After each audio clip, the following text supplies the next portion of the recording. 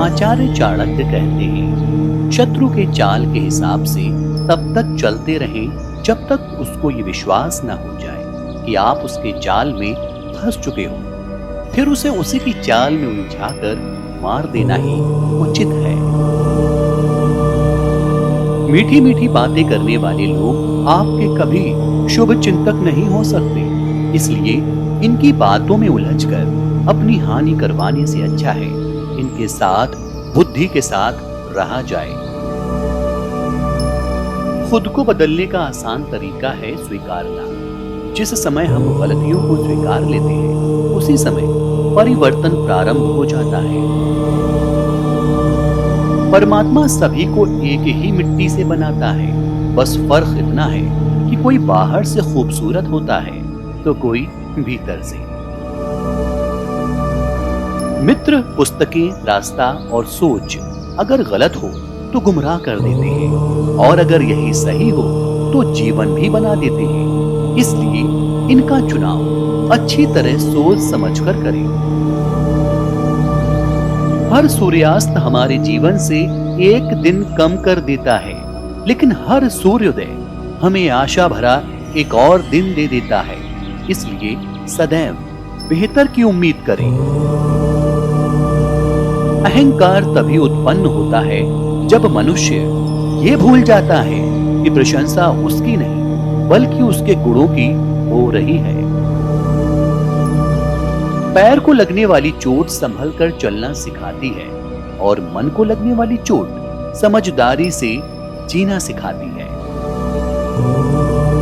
इंसान की फितरत ही यही है कि वो किसी भी चीज की कद्र सिर्फ दो बार करता है, मिलने से पहले और दूसरा खोने के बाद। इतनी जल्दी दुनिया की कोई चीज नहीं बदलती जितनी जल्दी इंसान बदल जाता है। बार बार धोखे को माफ करने वाले व्यक्ति दयालु नहीं, मूर्ख कहलाते हैं। जीवन में सबसे कठिन दौर वो नहीं जब तुम्हें कोई समझता नहीं है, बल्कि वो तब होता है जब तुम अपने आप को समझते नहीं। धन को बर्बाद करने पर सिर्फ आप निर्धन होते हैं, लेकिन समय बर्बाद करने पर आप अपने जीवन का बहुत महत्वपूर्ण हिस्सा गंवा देते हैं। संदेह मुसीबत के पहाड़ों का निर्माण करता है, और विश्वास पहाड़ों में से भी रास्ते का निर्माण करता है।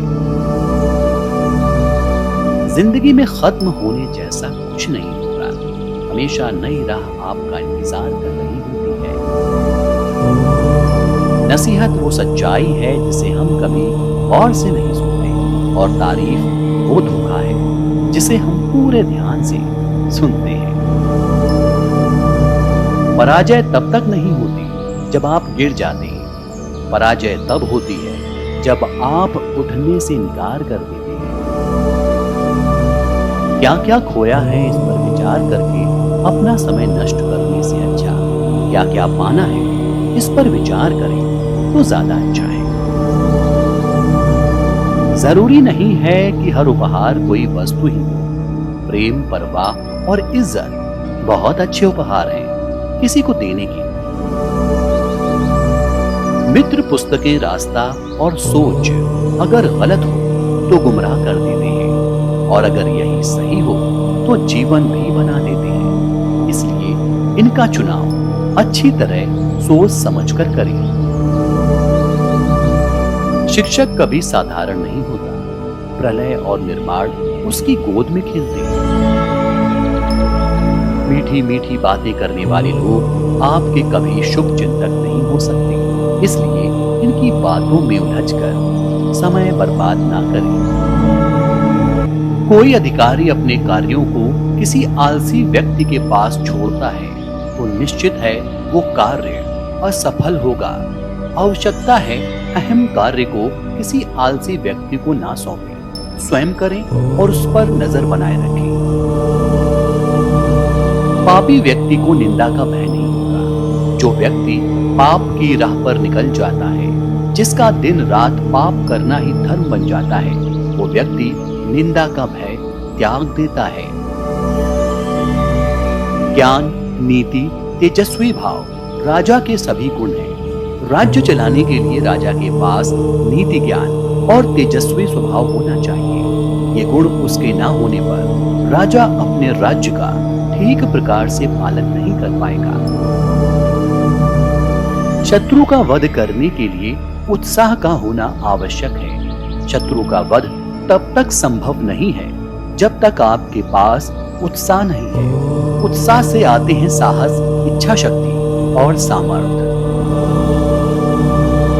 सच्चा उपकारी वही होता है जो स्वार्थ से दूर होता है। वो केवल लोक हित में ही अपना कार्य करता है। स्वार्थ के मन में आने से उपकार की भावना समाप्त हो जाती है।